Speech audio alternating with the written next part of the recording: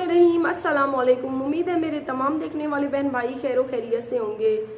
तो आज की जो वीडियो है, मेरा बनाने का कोई भी मूड नहीं था। इतने दिन परेशानियों से गुजरने के बाद मैंने सोचा कि आज रेस्ट किया जाए। सुबह मैंने घर के काम काज करवाए, उसके बाद सारे बच्चों को नहलाया। नहलाने के बाद अभी मैं खुद नहा कर आकर पंखे के नीचे बैठी थी।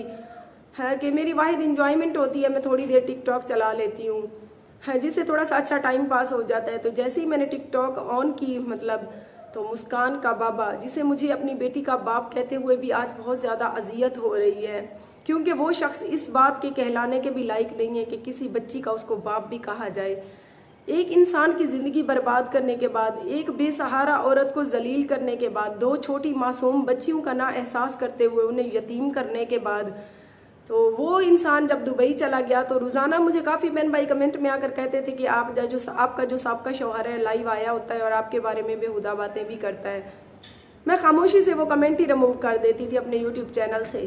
तो जब मेरी आंखों के सामने लाइव आ गई, मुझे तो पता नहीं था कि ये कब लाइव आता है और क्या क्या बातें करता है। मैंने खामोशी से थोड़ी देर देखा कि ये क्या करता है, क्या बातें करता है, लोग इसे क्या कमेंट करते हैं। जब थोड़ी देर मैंने लाइव इसकी ज्वाइन की तो नीचे आदमी कमेंट कर रहे थे, कुछ लोग मेरे बारे में कह रहे थे, कुछ लोग इसके बारे में कह रहे थे, और ये हंस हंस के बहुत ही खूबसूरत अंदाज में जवाब दे रहा था। नीचे कुछ औरतें भी थी ऐसे, कुछ लड़कियां भी थी हैं जिनको बहुत ही प्यारे अंदाज में, प्यार भरे अंदाज में ये रिप्लाई कर रहा था। तो मुझे बहुत ज़्यादा दुख हुआ ये देखकर कि देखो, पाकिस्तान में एक औरत जिसका एक अच्छा नाम और मकाम था, उसकी अपनी मेहनत के दम पे उसकी ज़िंदगी बर्बाद करके, उसे बदनाम और ख्वार करके, उसकी दो मासूम बच्चियों को यतीम करके आज दुबई चले जाने के बाद कितना इंजॉय कर रहा है। तो जब इसकी मुझसे शादी नहीं हुई थी तो 3-4 साल से इसने टिकटॉक को ज्वाइन किया हुआ था। तो इसके कितने फॉलोअर थे टिकटॉक पे? 21 फॉलोअर। मैं हंसती भी थी और इसको छेड़ती भी थी कि देखो, इतने सालों से तुमने टिकटॉक को ज्वाइन किया हुआ, तुम्हारे 21 और 22 फॉलोअर हैं। तो मुझे कहता था कि मुझे शौक नहीं है इन चीज़ों का। तो जब आपको पता है मुझसे शादी हुई, मेरे साथ ही ऑन कैमरा आया, तो इसका मेरी वजह से अच्छा नाम और मकाम बना। मेहनत मेरी थी और मेरी मेहनत का सिला ये ले गया। और आज दुबई जाने के बाद ये शख्स टिकटॉक पे लाइव आके इतना खूबसूरत से अंदाज में लड़कियों को रिप्लाई कर रहा है और हंस हंस के उनसे बातें कर रहा है। इसको ज़रा भी एहसास नहीं है कि मैंने एक औरत की ज़िंदगी बर्बाद कर दी।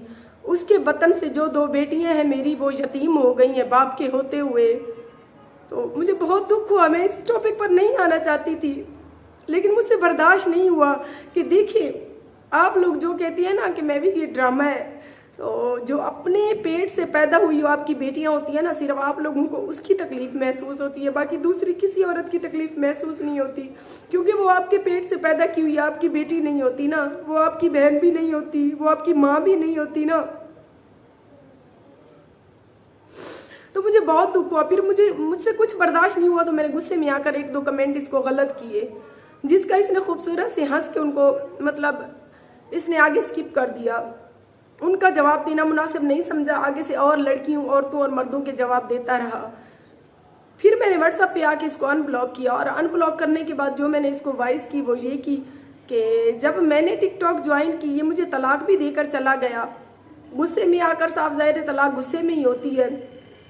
तो चला गया, 6-7 दिन 1 रुपया भी नहीं दे के गया। उसके बाद मुझे फिर किसी ने कहा कि टिकटॉक ज्वाइन करो, वहाँ से अच्छी खासी अर्न होती है। तो मैंने एक दिन टिकटॉक मतलब ज्वाइन की। तो एक दिन मेरी टिकटॉक चलाने के बाद जब इसको किसी ने मेरी टिकटॉक के स्क्रीनशॉट भेजे, तो इसने मुझे इतना बेहुदा वॉइस मैसेज किए, हाँ, जो मैंने आगे पहले पिछली वीडियो में आपके साथ शेयर भी किए हुए थे। तो मेरी तो मजबूरी थी, मेरे तो छोटे छोटे बच्चे थे, मैं सोशल मीडिया वर्कर भी थी, है, मैं कुछ ना कुछ अर्न करती तो मेरे घर और बच्चों के काम आता। इसने इतनी बेहुदा मुझे वाइजें की, इतनी मुझे गंदी गालियां दी टिकटॉक पर लाइव आने के बाद। तो उस दिन से आज तक, मतलब 1-1.5 महीना हो गया, मैंने दोबारा टिकटॉक पर लाइव आने का सोचा भी नहीं। मैंने यही सोचा कि मैं भी छोटे छोटे बच्चों की रोजी पहले भी तो यूट्यूब से कमा ही रही थी। अगर इस शख्स को मेरा लाइव टिकटॉक पे आना बुरा लगता है तो मैं दोबारा कभी भी टिकटॉक पे लाइव नहीं आऊंगी।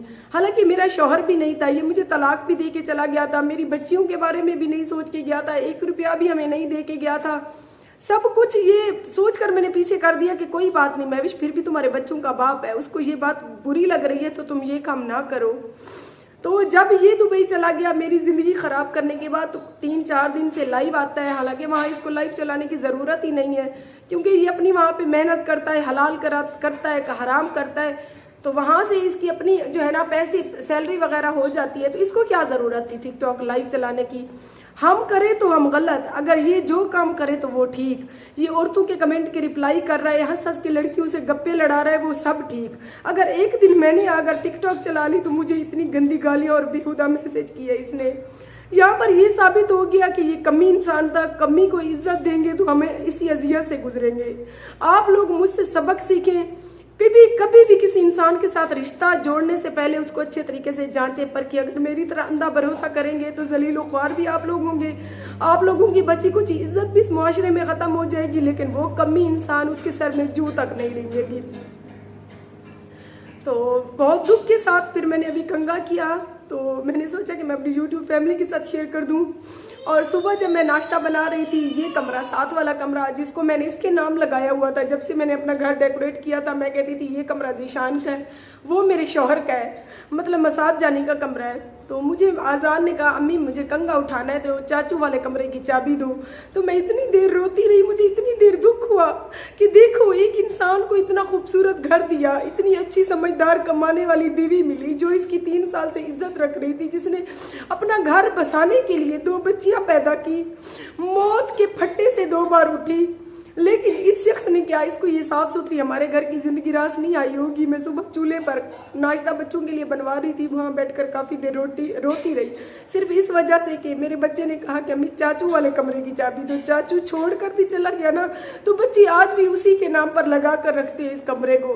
और कुछ बहन भाई मुझे कह रहे थे कि बीबी उसने इतना जलील किया, इतना ख्वार किया, उसकी तस्वीर आपने टेबल पे क्यों रखी हुई है, आप उस तस्वीर को फेंक दो, उसको फाड़ दो। लेकिन मैंने फिर भी लोगों के कमेंट को रिप्लाई नहीं दिया। मैंने कहा नहीं कुछ भी नहीं, कुछ नहीं। मैंने कहा नहीं, फिर भी ये मेरे बच्चों का बाप तो है, किसी टाइम में इसका और मेरा अच्छा रिश्ता तो था। झूठी मोहब्बत से ही झूठी मोहब्बत ही सही, धोखे वाली मोहब्बत ही सही, लेकिन इसने मुझे चंद दिन या चंद साल दी तो थी। तो वो टेबल पर इसकी तस्वीर, और उसके बाद झगड़ा करने के बाद इसका एक मैला सूट जो मशीन में पड़ा हुआ था धोने वाला, धुले हुए कपड़े तो ये सारे अपने उठाकर साथ चला गया था, लेकिन इसका वो मैला सूट, 2 इसकी बुनियान, वो धोकर मैंने इसी कमरे में रख दी। और इस कमरे को आज भी मैं लॉक रखती हूँ कि नहीं, ये मेरी मुस्कान ज़ारा और शहर के बाबा के नाम का था ये कमरा। लेकिन इस शख्स ने कुछ भी नहीं सोचा, मुझे बर्बाद करके रख दिया। और बर्बाद करने के बाद रोजाना खूबसूरत अंदाज में टिकटॉके लगाता है, हंस हंस के लोगों के जो नीचे कमेंट आते हैं औरतों के, उनको खूबसूरत अंदाज में रिप्लाई कर रहा होता है। मुझे बद किरदार कहने वाला, मेरे किरदार पर उंगली उठाने वाला खुद क्या है। इंशाल्लाह मेरी बददुआएं इसके साथ है, ना चाहते हुए भी मेरे मुंह से इसके लिए बददुआएं निकलती हैं कि अल्लाह करेगा ये वहां से डब्बे में बंद होके आएगा। गया तो ये जिंदा है, लेकिन इसकी लाश वापस आएगी।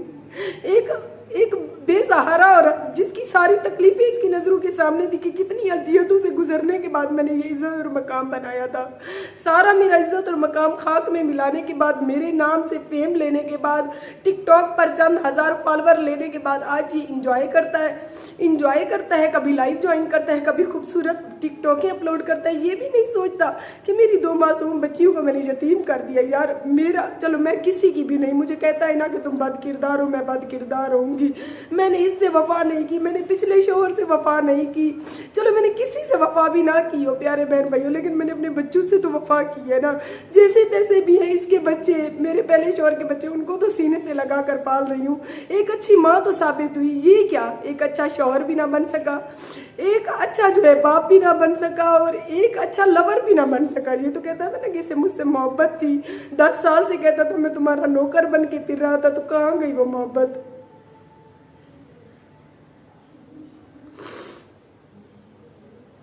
ये सब धोखा होता है, झूठ होता है, ऐसी हम औरतें बेवकूफ बन जाती हैं।